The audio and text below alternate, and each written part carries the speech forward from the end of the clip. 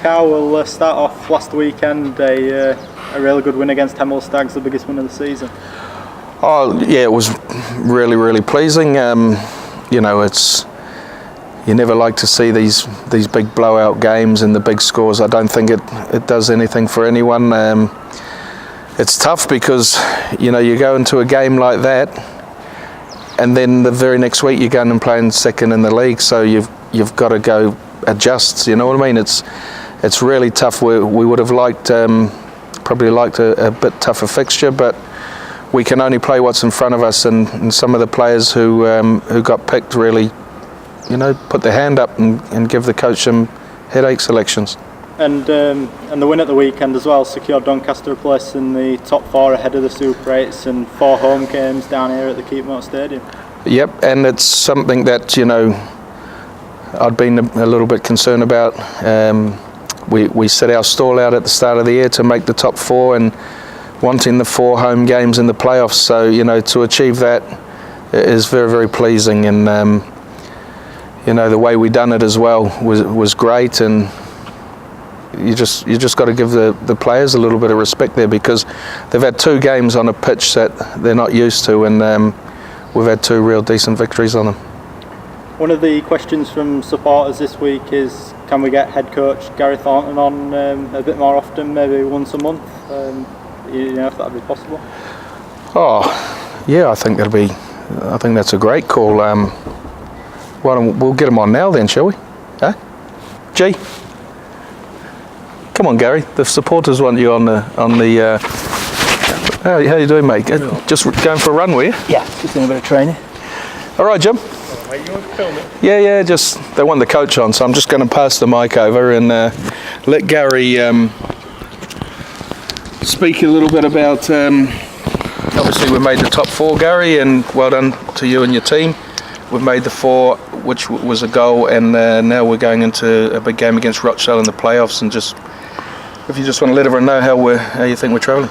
Yeah, sure. Obviously, the first aim was to get into the playoffs, which we've managed to achieve. The hard work starts now, as far as I'm concerned. You know, we achieved our first objective. Now we've got to do as well as we can in the 8th, and I've said all along that promotion, the only way through promotion is through the playoff route, and we've got to make sure we're peaking at the right time. And we've rested a few players, we've rotated a few players, we've used all the squad as I knew we would, and hopefully going into these 8s we're in reasonable shape. You know, we made some changes last week, and the guys that came in and took their opportunity took it really, really well, and that's pleasing for me. You know, I think they've been terrific throughout. You know, like young Aaron, he's not moaned, he's trained every week, he's been there without fail Tuesday, Thursday, Fridays, waited his opportunity, and then when he's got his chance, he's taken it, and fair play to the kid. I think he was fantastic, and you know, he's not the only one. Kieran Cross came back in and did really, really well, and we've got a real good spirit in the camp, some real good competition for places, and we're looking reasonably healthy.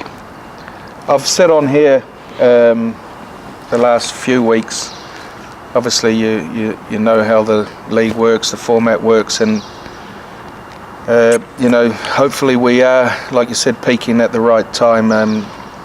Is it hard keeping everyone motivated and fresh, and how's the dual reg with the 23s at Hull helped?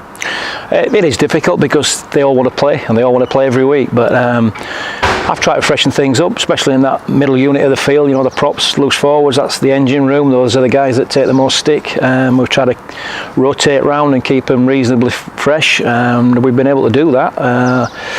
We've been reasonably healthy, fitness-wise as well recently. And we've been able to send people that are coming back from injury over to Hull to play in their 23s to get that match fitness that they need, rather than coming straight into our first team, which has been great. Zach's gone out and played, Reece Williams has gone out there and played, and it allows them to then ensure that they're really match fit coming into our game. Jones Bishop's been out there and played a couple of games, but yeah, obviously I can only pick 17 players, and with a squad of 26 it's difficult. You know, some people are going to get fed up. We've lost 3 or 4 already through that because they weren't getting regular enough game time, and we expect that. But all I say to the lads is, when you get your opportunity, do the best you can, and don't give me an opportunity to drop you. And I think the guys that are coming in have really stepped up and done their chances of playing future games in the playoff no harm at all. This weekend, a team who I think have done extremely well under a new coach this year, Rochdale. What do you think about? What do you think about them? Yeah, they're a good team. There's no doubt about it. You know, they're second in the table because they're a good side, and they only dropped 3 points all year. 1 against Toulouse and 2 against York. So you know they're where they are on merit, and certainly on their own ground they're a tough side to beat. And they put Keithley to the sword quite convincingly last week. I watched the game, and Keithley scored 3 late tries in the second half, which flattered them a little bit, to be honest. Rochdale were fully in control of that game from start to finish. They're utilising Warrington's dual red system. They had Tom Lynham played on the wing and played really well, and then the French centre Julian played in the left centre and played really well. So, you know, they're using that system as well. I'm not sure how that will affect them going into the playoffs, because we know that, you know, there's rulings around that. So whether they can play those players in the playoffs remains to be seen. I don't know if they've got enough games under the belt, but yeah, they're a good side. They've got some real good prop forwards that take them forward, and 2 real good nines. Have taken a young lad called Manili on loan from Halifax, who's a very good hooker. So yeah, they've got threats and strike all over the field. So we're definitely going to have to be at our best, and it's going to be a step up in intensity, that's for sure. And that's not being disrespectful to Emil or South Wales, but you know, this is going to be a real, I would say, championship quality game. If I'm honest with you, 2 teams that are really looking to get back into the championship, and it will be a real high intensity game. And you know, we had a horrendous injury list at the start of the year. A lot of clubs are signing players. We don't need to go down that route, because we've got a lot of players coming back who are like new players anyway. So how are we on the injury front?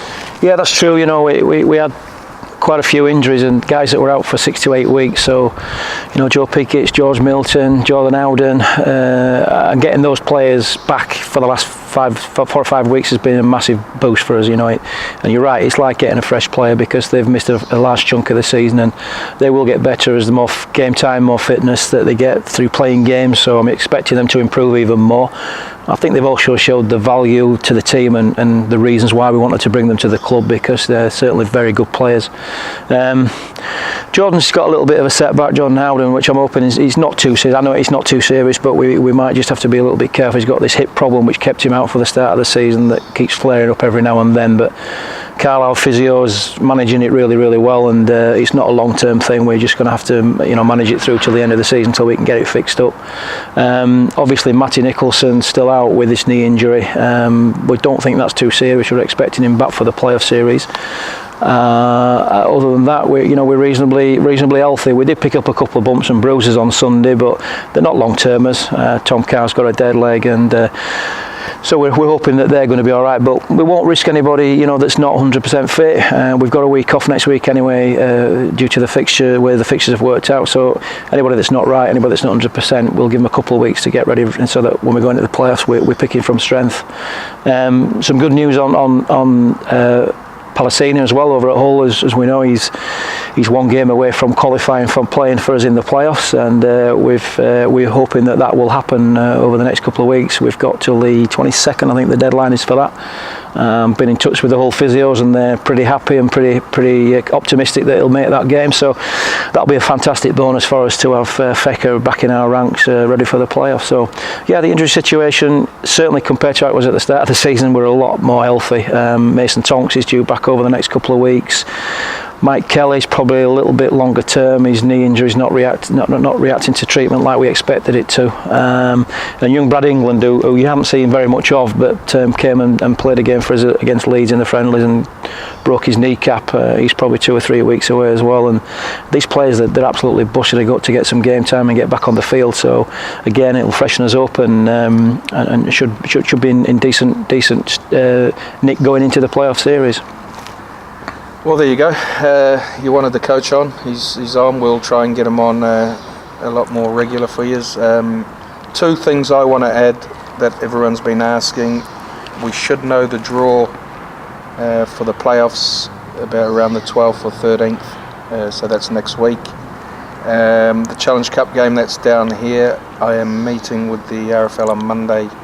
Regards us maybe getting an allocation of tickets to sell here in the ticket office. So through yourself, Jordan, if we get that sorted, we'll put the message out that we have some tickets for the Challenge Cup. But up until now we haven't had a ticket to sell here. It's been through the 2 clubs, so hopefully we'll have some news next week on tickets for the Challenge Cup semi-final. Just before we go, I'd just like to wish Carl and the crew that are walking from Donny to Rochdale on the weekend all the best, and stay safe, and we'll see you at the game.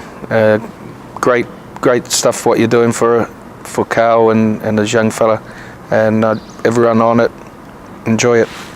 Yeah, same from me. All the best. I think it's a fantastic cause, and congratulations for attempting it. You know, I think it's a fantastic challenge, and good luck, and see you at the game, and hopefully you'll have a pleasant trip back with a win.